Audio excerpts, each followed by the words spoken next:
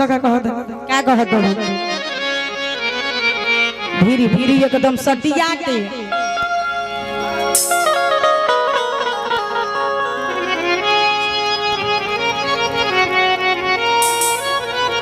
रउए कीरिए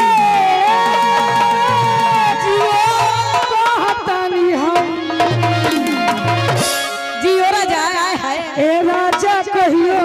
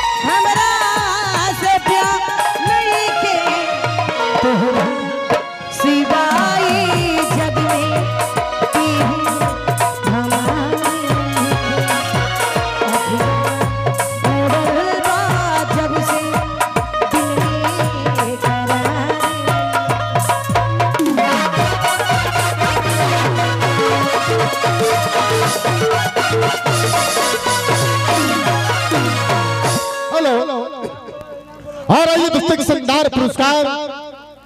हमारे माननीय शिखर जी के छोटे भाई बीरबल नमूना जी की तरफ से बहुत सारा पुरस्कार